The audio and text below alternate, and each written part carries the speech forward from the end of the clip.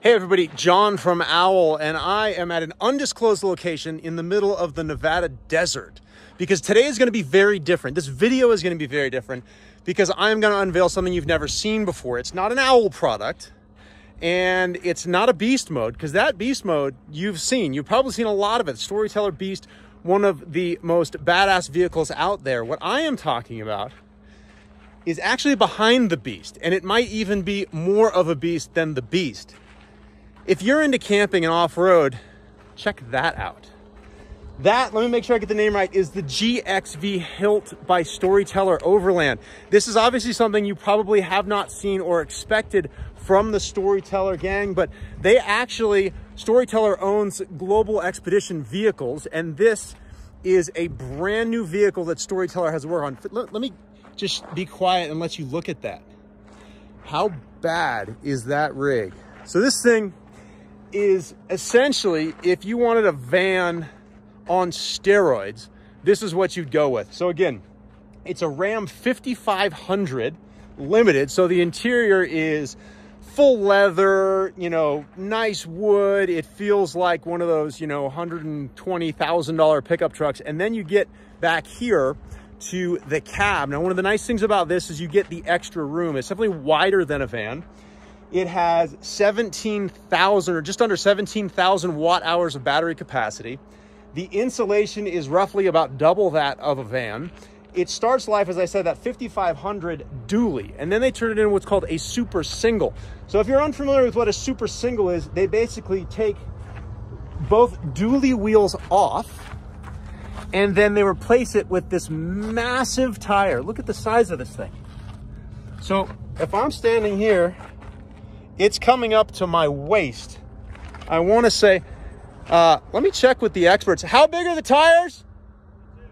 Those are 42s. So about the most you can get on a van is a 35. So those are 42s. And what does a tire give you? Tire gives you ground clearance. So what's really good about having bigger tires, be it on a van or on the GXV, is it's going to allow you to get over larger obstacles. Now, let me be clear when I talk about this is not a desert racer. This thing is not intended, just like your van. You would not go through a really bumpy trail and just hammer the gas in a van. It's the same thing here. This is meant to take you off the beaten path and give you as much style and comfort as you can get, but still be in a relatively compact vehicle. Could you take this to a mall? You could. Are you gonna have to find a little bit of a special parking spot? You are. You can see the relative size compared to the beast. One of the massive advantages of a van is how usable it is every day. This, not going to be a daily driver, but it is going to have more creature comforts and more off-road capability than you'd get out of a van. The other thing I want to tell you about here is this starts with a standard Dodge frame, and then they do their own 4-link, and then up here, you see it right in there, is liquid spring suspension. And I'm moving my head in here. So liquid spring suspension is a full hydraulic suspension.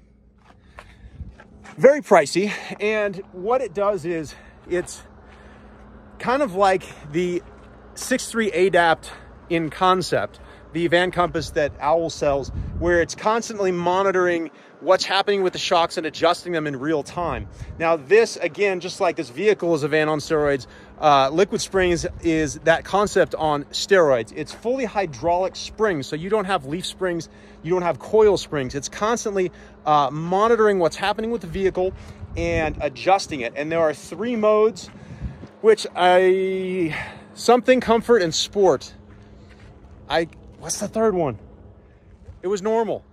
I forgot normal. So you have sport, normal, and comfort. So comfort is obviously going to be the softest, and that's what you're going to use off-road, and normal, then you would use sport when you're on-road. And the reason you would use sport is it's going to quicken up that rebound. So if you start to get body roll from a crosswind or something like that, or you're driving this, you're driving your Hilt on a windy pavement road to get to the trail, it's going to keep that body roll to a minimum. So now let's travel around the back. We've got the entire roof covered by solar panels, so it's going to recharge those batteries quite quickly. Back here you've got 2 boxes. I know they should have been Owl boxes, but hey, it's an opportunity for them or for you to upgrade the boxes, but I'm just joking. This thing comes with two, looks like backwoods boxes. And then in the center, it's not on there right now, but you have a spare tire. And the way this thing works is in here, because you know how much a spare tire weighs in this thing? 280 pounds, 280 pounds. Now, I don't know about you, but I can't lift that. So what you've got is you've got a winch right here, and this winch plugs in down there and it's powered. And then there's a pulley you hook up here, and you can winch the tire up and down so you don't have to throw your delicate back out while you change your tire. And I have been told by Adam, who's going to drive us around a little bit later in this rig, that he recently changed the spare by himself on this. So it is doable. I can't say that I've done it, but it is doable. You've got your two boxes there, and then you've got your roof rack carrying some lights there. And then you notice these big windows. And I'm not going to leave you out of the inside. We are going to take a tour of the inside, but just kind of showing you all the features on the outside. You've obviously got your exhaust for your diesel heater. You've got your cassette toilet. No need to go inside and look at the cassette toilet. You've got your 30 amp plug right here. And then this is kind of convenient. You've got your, there we go. You've got your diesel and your DEF available right there. And I can just pop this door open and show you kind of the interior. A little bit dirty and dusty because we've been out here using it, but here you can see the quality and how nice and pretty the interior in this vehicle is.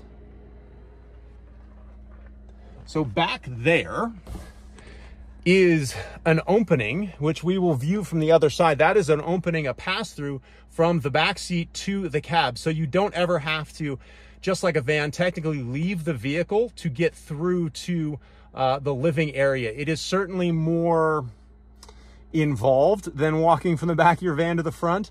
But again, it's a different scenario. It's different. You've got real back seats. You've got a place for your kids. So it's a different use case than a van. The way that works is you flip the double seat down, and then you are able to open up that hatch and get through into the back. So without further ado, well, before we go to the inside here, you've got this off-road bumper. I don't know many details about it, but it's certainly robust. You've got your skid plates under there. You've got, of course, a front hitch, a winch. We've got some KC driving lights. And now we're gonna go through and take a tour of the inside. Let's go. Right away, you can see on the door, you've got a shade and some storage. But this isn't about storage, this is about checking out the inside of this rig. You come in here and it really does have a really great feel. Up here, you've got the bed, and not super cool. I'll climb up there later with my dirty, dusty shoes and open that up, but that's like a star skylight, I would call it. And that is so cool. Going to bed at night and being able to look straight up at the stars is just something special. I mean, look at this. Like just right now, right here. Imagine laying in bed and looking at that view, waking up to that. That's what this stuff is all about. Whether you have a van or whether you have a rig this bad, that's what it's all about. But the bed area, super cozy. I'll show you how to get up on the stairs in a second, but I don't want to open that because I want to check out the bathroom. And this is kind of the infotainment center, as they call it these days. And this is pretty cool. If you have a high-end home, you've heard of home automation. And what they've done here, instead of having light switches all over like you would in a van or another RV, you set up what's called scenes. And scenes are, I want the bed lights on, the rear dining lights on, but everything else dim. Or I want everything bright as possible. Or let's say preset 1 is just for when you're inside the vehicle. And then you can access other presets, lighting. Oh, here are the presets. So you can do preset 1, preset 2, preset 3, and so on. So those are right here, and you can configure those. So if you hit edit, you can configure if you want awning lights. So you could set up preset 3 could be like outside camping, and so most of the interior lights are off, and you're going to turn on a lot of the outside lights if you're going to be like cooking dinner or hanging out outside. So pretty cool. You've got a hard button for that too. I'm a big fan of hard buttons. Preset 1 there. You've also got other buttons here. So you have preset 1. Preset 2 is actually up in the bed area. Preset 3 is another lighting, and this is all accessible from the staircase. So if you wanted to make like lighting preset 6 right here, your outdoor lighting, you could do that. Easy access to a fire extinguisher here. Oh, I talked about this earlier, so let's show how that works. This is the pass-through. So you just open up this flap, and there you can see you have access straight through to the front of the vehicle. And talk about something as a kid that I would have been fired up for. Can you imagine being a kid and having access out here? It's like the ultimate cubby secret pass-through. Pretty cool. You can also close that off, so it's gonna be a little bit quieter while you drive. And then this is actually where the stairs reside for the bed. I'll pull those out in a minute. Also, just the fit and finish is really nice and has a high-end feel to it. So this is the bathroom, and this is just like you have in a van that has a full bathroom. It's kind of a wet room, so everything is meant to get wet. You've got a stainless shower up here.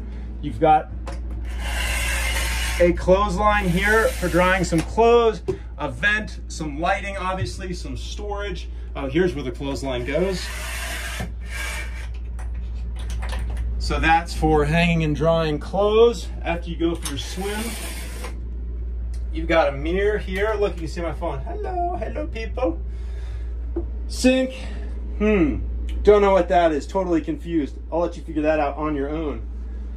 Rest of the interior back here. So this is, just look at the size of this. It's hard to really show in a video the size of this, but this is probably we're gonna say almost 6 foot long galley. You've got your sink here, full-sized stainless sink. This is filtered water, so you can drink water directly out of the tank. And then you've got here your induction cooktop, all of these under this nice counter-matched, I don't know what you call it, inserts.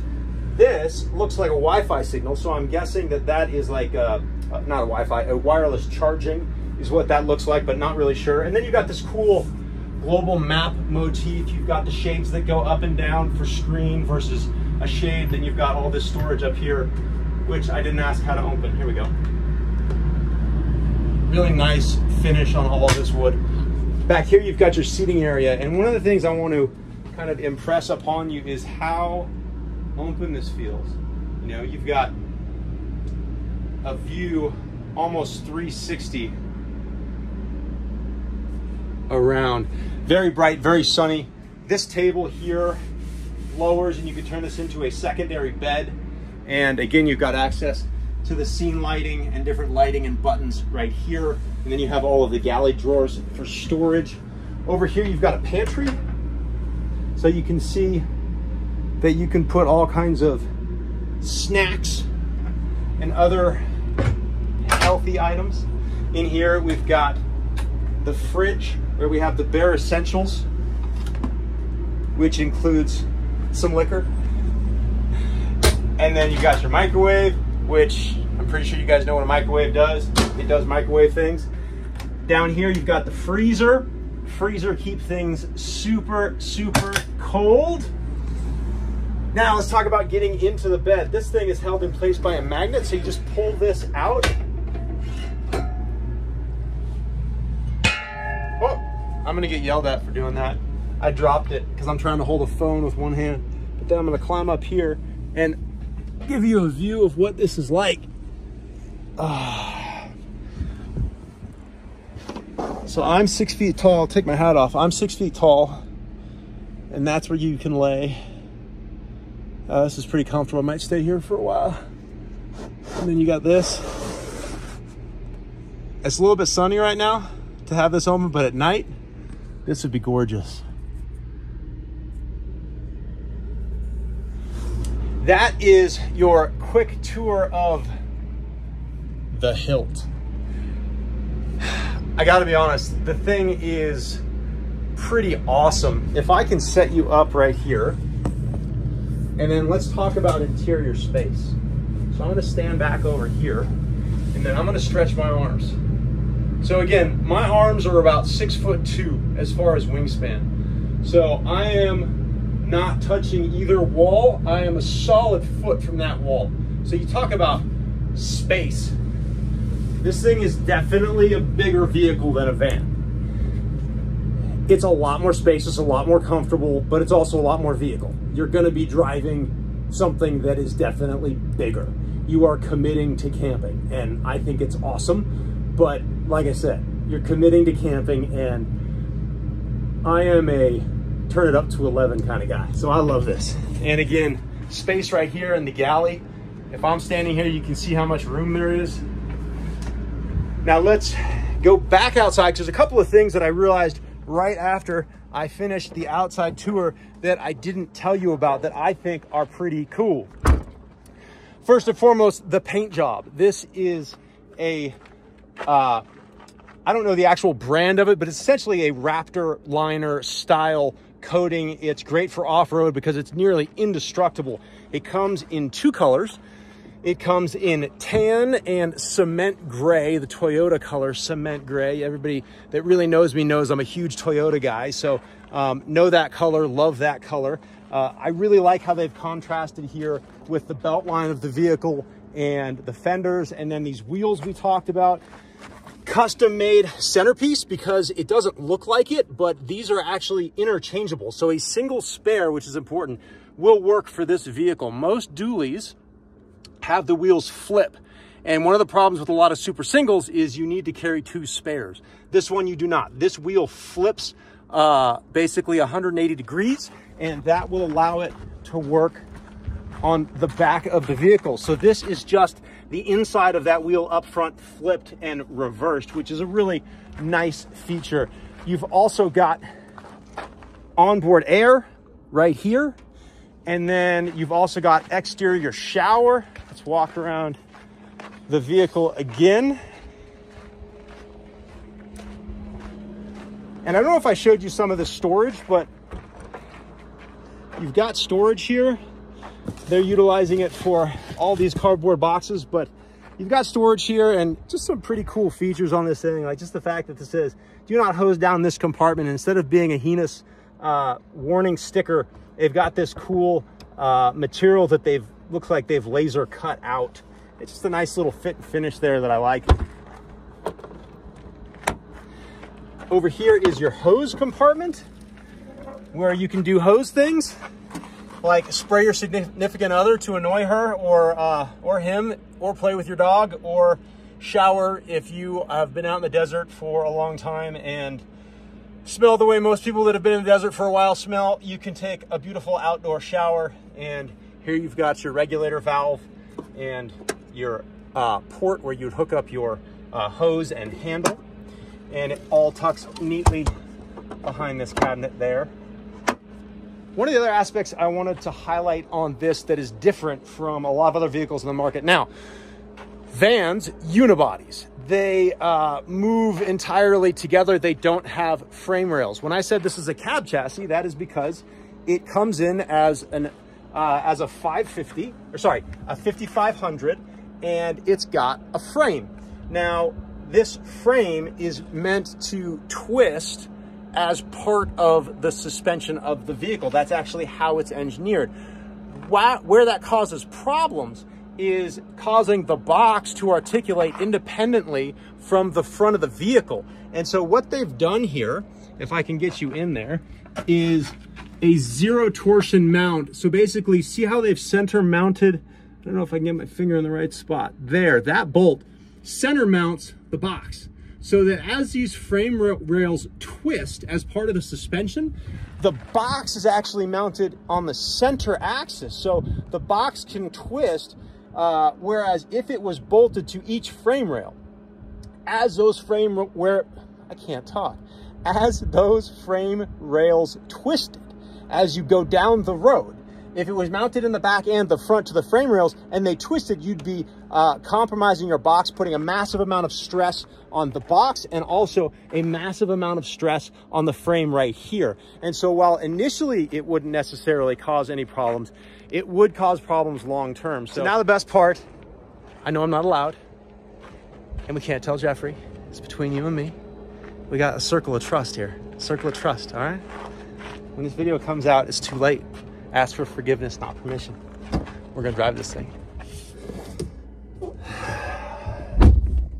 Gotta find the key.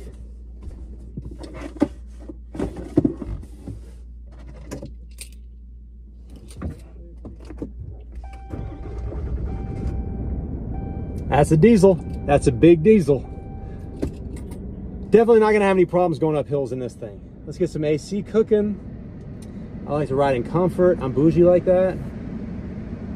All right. All right, so I thought I was gonna get away alone, but I've been joined by Captain Morgan and a couple other folks from Storyteller to make sure that I don't flip this thing on its head. Okay, parking brake says it's now off. All right, we are in normal mode on the suspension. And is that what you typically use off-road in this? In the scenarios like this, yes. And we are also in two-wheel drive, so we're not even in four-wheel drive yet. So the important thing when driving this thing, I've noticed right off the bat, is it is a bigger vehicle. So again, you're not gonna hammer the gas in this thing, but it is shockingly smooth. I'm sure you can, well, the camera's hard mounted, but it's pitching and rolling, but it's a smooth pitch and roll. So it's not like the vehicle is feeling jarring in any way. So it's actually shockingly comfortable, way more comfortable than if I was going up this in a van, because you can maintain a slow, even amount of throttle and the thing just keeps crawling, as opposed to sometimes with these vans, you gotta hoon them a little bit. You gotta throttle them up and attack the obstacle. I know Captain Morgan back there knows all about that, because he's got demo vans, which means he doesn't own it, which means he can hoon it. So we just put up something that in a van you might have to take multiple runs at, because the holes and ruts were several feet deep, and I just drove up it like I'm driving up a gravel driveway.